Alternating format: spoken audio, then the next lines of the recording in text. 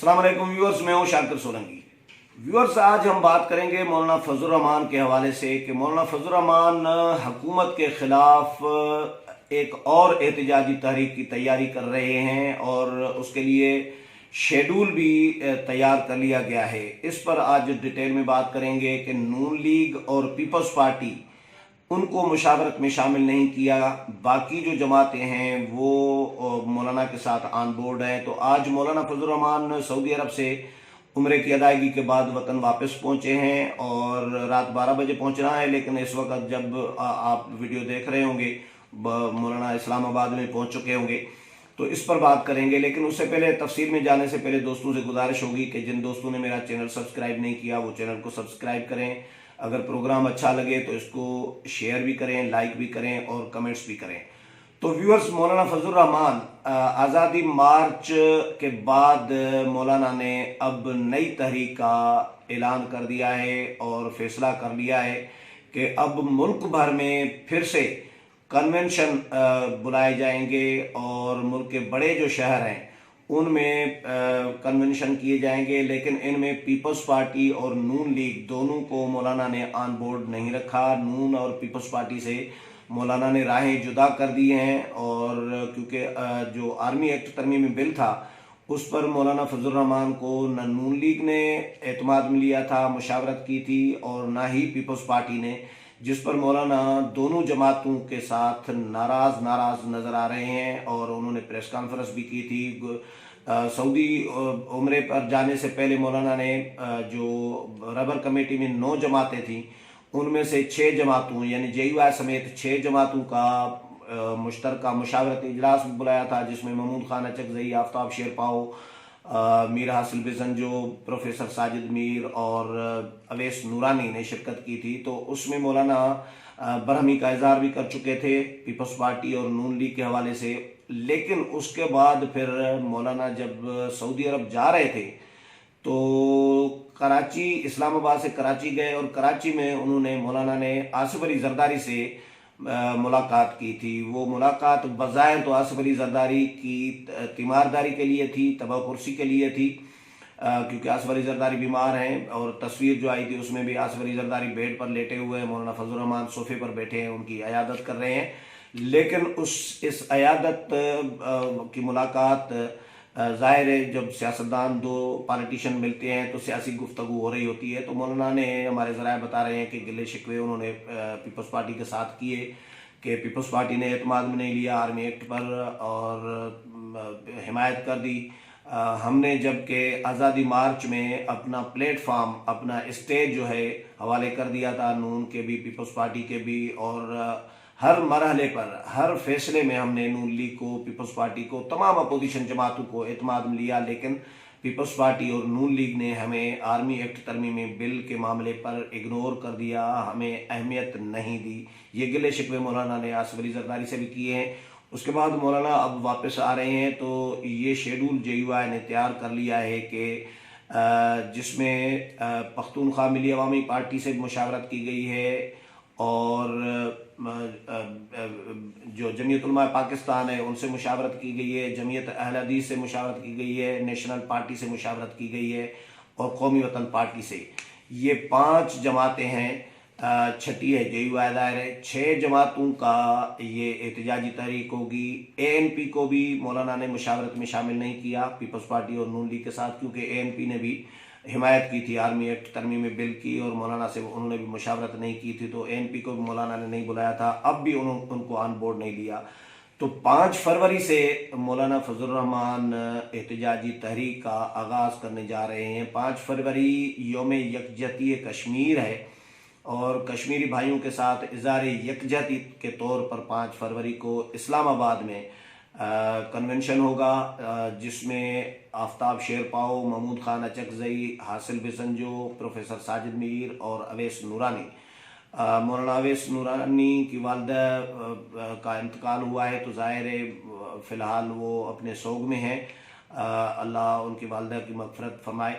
लेकिन बाकी जो जमातें हैं, 5 जमातें, उनके जो हैं लीडरान, जो सरबराहान हैं, वो इस कन्वेंशन में शिरकत करेंगे। 5 फरवरी से आगाज़ होगा, फिर 9 फरवरी को यही जमातें मौलाना के साथ मिलकर लाहौर में पहुंचेंगी और लाहौर में बड़ा कन्वेंशन किया जाएगा। कन्वेंशन वो कॉन्फ्रेंस भी हो सकती है, जलसा भी उसको कह सकते हैं, लेकिन नाम फिलहाल कन्वेंशन दिया गया है। और 9 फरवरी लाहौर, इसी तरह फिर 15 फरवरी को इस्लामाबाद वापस आएंगे और 15 फरवरी को इस्लामाबाद में भी इन 6 जमातों का मुश्तरका तौर पर कन्वेंशन होगा। और 23 फरवरी को फिर कराची जाएंगी ये जमातें और 23 फरवरी को वहाँ पर कन्वेंशन मुनाकिद किया जाएगा।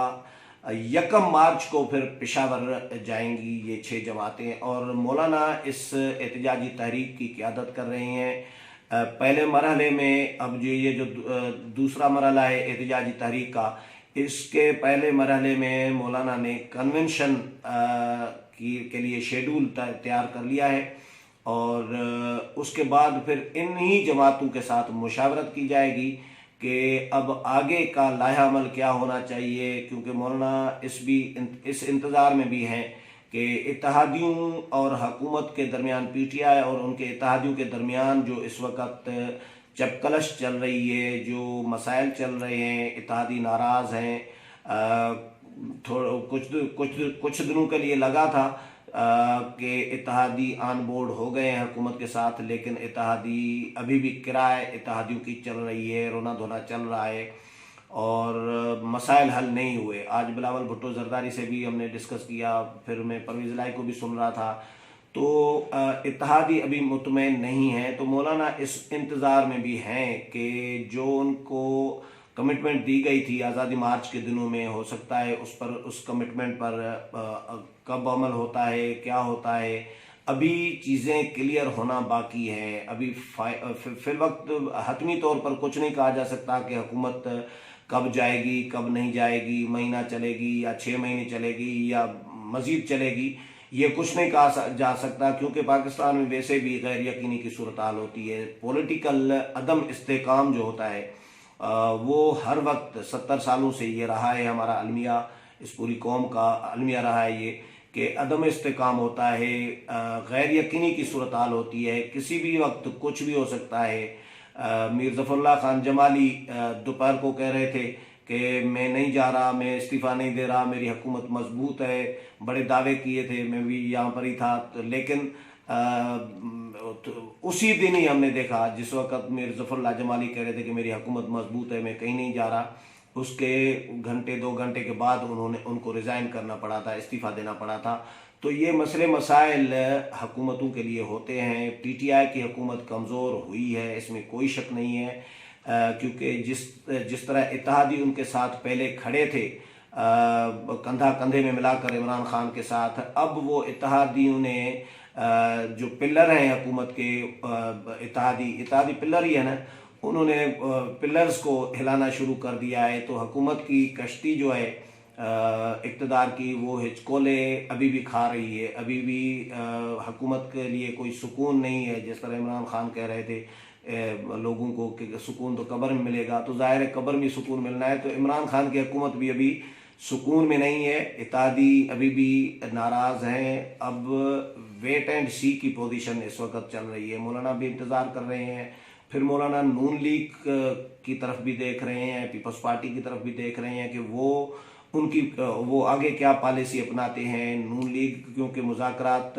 भी बैकडोर जो चल रहे हैं नून लीग के पंजाब में इक़्तिदार हासिल करने के लिए, इस हवाले से भी खबर ये है कि मौलाना फजल रहमान ने, जो मेरे ज़राए हैं JUI के, वो बता रहे हैं कि मौलाना फजल रहमान ने नून लीग को गो अहेड दे दिया है, नून लीग को NOC दे दी है अपनी तरफ से कि अगर नून लीग इक़्तिदार उनको मिलता है पंजाब में तो नून लीग को लेना चाहिए, ले नून लीग, मौलाना को कोई एतराज़ नहीं होगा, क्योंकि ज़ाहिर मौलाना के चाहे मेंबरान पंजाब में ना भी हो, लेकिन अपोजिशन का हिस्सा हैं वो, और नून लीग ने उनको, मौलाना को कम से कम इस मामले में एतमाद में लिया है, जो हमारी इतलात हैं, और मौलाना ने उनको कहा है नून लीग को कि आप ले सकते हैं। तो इसी तरह वेट एंड सी की पोजीशन चल रही है। और ये जो मौलाना ने एहतजाजी तहरीक का शेड्यूल अनाउंस किया है या शेड्यूल तैयार किया है, इस शेड्यूल को यानी 1 मार्च तक ये चलाएंगे। फरवरी पूरा निकल जाएगा, फिर 1 मार्च आ जाएगी। 1 मार्च तक ये इन्होंने टारगेट रखा है। 1 मार्च तक भी देखा जाएगा कि सूरत हाल किस तरफ जा रही है। हो सकता है मार्च में कुछ हो या फरवरी में कुछ हो सकता है फरवरी मार्च में भी कुछ ना हो, आगे भी मामला तो चल सकते हैं, क्योंकि गैर यकीनी की सूरत हाल होती है। जब तक मुक़्तदर क़ुव्वतें चाहेंगी तब तक इमरान खान का इक़्तिदार बरकरार रहेगा, ज़ाहिर है। और ये सारे मामला डील के होते हैं, मुज़ाकरात के होते हैं, इफ़हाम व तफ़हीम के होते हैं। तो आने वाले दिनों में जो चीज़ें सामने आएंगी वो भी आपके साथ शेयर करता रहूँगा। अगले प्रोग्राम तक इजाज़त चाहता हूँ। अल्लाह हाफ़िज़।